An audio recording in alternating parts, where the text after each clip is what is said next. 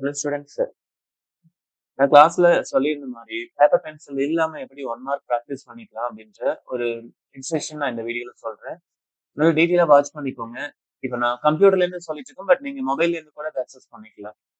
நான் ஒரு லிங்க் கொடுத்துருக்கேன் இல்லையா, அந்த லிங்க் ஓபன் பண்ணீங்க அப்படின்னா உங்களுக்கு இந்த test.braincoach.com அப்படின்ற ஒரு வெப்சைட் ஓபன் ஆகும். இந்த வெப்சைட்ல இங்க ஹோம் பேஜ் இதெல்லாம் இருக்கும். ஸோ இந்த இடத்துல வந்தீங்க அப்படின்னாக்க எந்த கிளாஸ் நீங்க எடுக்கலாம் அப்படின்ற மாதிரி இருக்கும். நம்ம ஸ்டேட் போர்டை பத்தி தான் இவங்க கவர் பண்ணிருக்காங்கன்றதுல 11th 12th 10th மூணையும் ஃபோக்கஸ் பண்ணிருக்காங்க நல்லாவே இருந்துட்டு. இப்போ நான் கிளாஸ் 12 பத்தி உங்களுக்கு சொல்றேன். இங்க எவ்வளவு சப்ஜெக்ட் இருக்குன்னு சொல்லி பாத்தீங்க அப்படின்னா மேக்ஸ், அதே மேக்ஸ் தமிழ் மீடியம் வேணும்னா எங்க போய் பார்த்துக்கலாம். பிசிக்ஸ் தமிழ் மீடியம் எங்க இருக்கும் அதை ஹைட் பண்ணிக்கலாம். கெமிஸ்ட்ரியோட தமிழ் மீடியம் இங்க இருக்கும். சப்போஸ் ஒரு சப்ஜெக்ட் இருக்குது அப்படின்னா அதை நீங்க இதை கிளிக் பண்ணீங்க அப்படின்னாக்க அதுக்கு கீழே இருக்க டாபிக்ஸ் எல்லாமே எலாபரேட் ஆகும்.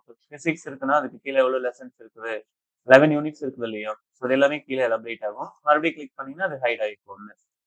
இப்போ மேக்ஸ்ல இருந்து நான் ஒரு டாபிக் ஓப்பன் பண்ணி காமிக்கிறேன்.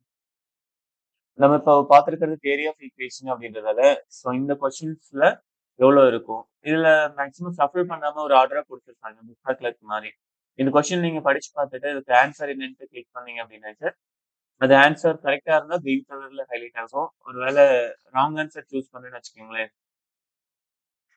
ஏதோ கரெக்ட் ஆன்சர் சூஸ் பண்ணியாச்சு ஓகேவா. ராங் ஆன்சர் நான் சூஸ் பண்றேன் அப்படின்னாக்க இப்படி ரெட் கலர்ல ஹைலைட் ஆயிட்டு பக்கத்துல கிரீன் கலர்ல அதோட கரெக்ட் ஆன்சர் என்ன அப்படின்றது நமக்கு தெரியப்படுத்தும் வந்துட்டு. ஸோ இந்த மாதிரி மொத்தமா 10 கொஸ்டின்ஸ் தான் ஒரு பேஜ்க்கு லிஸ்ட் ஆகும், இதுக்கு மேல வராது. மொத்த கொஸ்டின்ஸுக்கும் நீங்க ஆன்சர் பண்ணி முடிச்சிட்டீங்க அப்படின்னாக்க கடைசியா சப்மிட் பண்ணிக்கலாம். இன்னொரு 3 கொஸ்டின்ஸ் தான் இருக்கு, நான் சப்மிட் பண்ணி முடிச்சிடுறேன். அதுக்கப்புறமா வந்துட்டு எவ்வளவு ஸ்கோர் வருதுன்னு நம்ம பாத்துக்கலாம். A<0.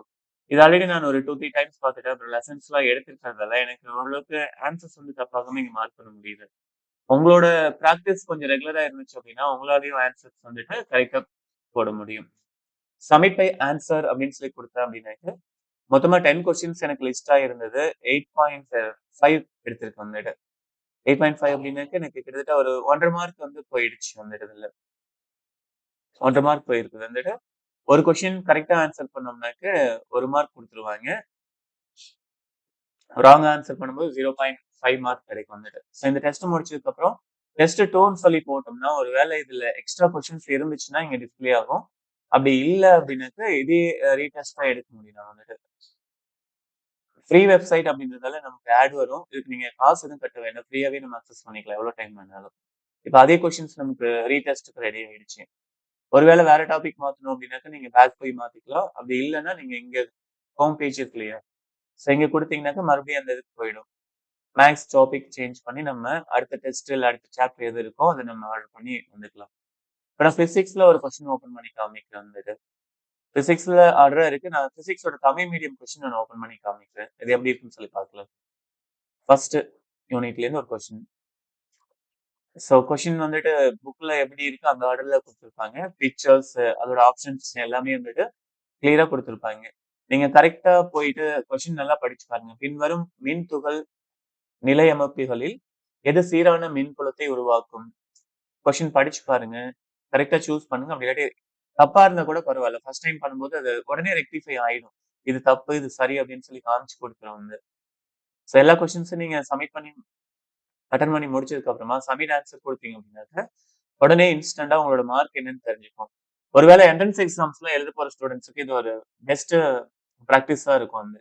ஏன்னா சரியான ஆன்சர் பண்ணா எவ்வளவு மார்க் கிடைக்கும், தப்பு பண்ண எவ்வளவு மார்க் ரெடியூஸ் ஆகுது அப்படின்ட்டு நீங்க இங்கேயே ப்ராக்டிஸ் பண்ணி நீங்க அதுக்கு தயாராகிக்கலாம் வந்துட்டு.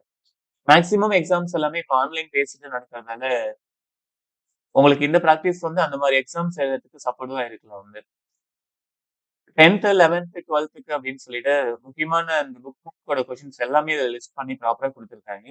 உங்களோட ப்ராக்டிஸ் கொஞ்சம் ஸ்டாண்டர்டா இருந்துச்சு அப்படின்னா உங்களோட 1 மார்க்ஸ் வந்துட்டு 1 மார்க் கூட மிஸ் ஆகாம நீங்க கேதர் பண்ணிக்கலாம். மேக்சிமம் வந்துட்டு மேஜர் சப்ஜெக்ட் எல்லாமே ஒரு 15ல இருந்து 20 மார்க் வந்து 1 மார்க்ஸ் வந்து கவர் பண்ணிடுறாங்க. அதனால உங்களோட இந்த ப்ராக்டிஸ் வந்து 1 மார்க்ல ஒரு சர்டன் மார்க்ஸ் எடுக்கிறதுக்கு சப்போர்ட்டிவா இருக்கும். பாஸ் லெவல் கூட்டிட்டு போறதுக்கு ஒரு பெரிய ப்ளஸ் பாயிண்டா இருக்கு அது.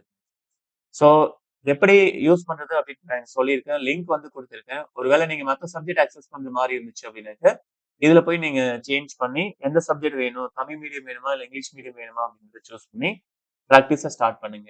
வேற ஏதாச்சும் டவுட் இருந்துச்சுன்னா கிளாஸ்ல டிஸ்கஸ் பண்ணிக்கலாம்.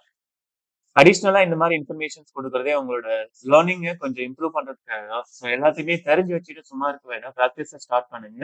ஒவ்வொரு மார்க்குமே நம்மளோட மார்க் ஷீட்ல வேலிடான பாயிண்ட்ஸ். லைஃப்ல எப்பவுமே திரும்ப போய் மாத்த முடியாது. அதனால இப்ப 12த்ல எடுக்கிற மார்க் தான் ஸ்டாண்டர்டா லைஃப் டைம்க்கு இருக்குன்றதால, உங்களோட ஒவ்வொரு மார்க்குக்கும் என்ன பண்ண முடியும் அப்படின்ட்டு ஒர்க் பண்ணிட்டே இருங்க. Thank you all.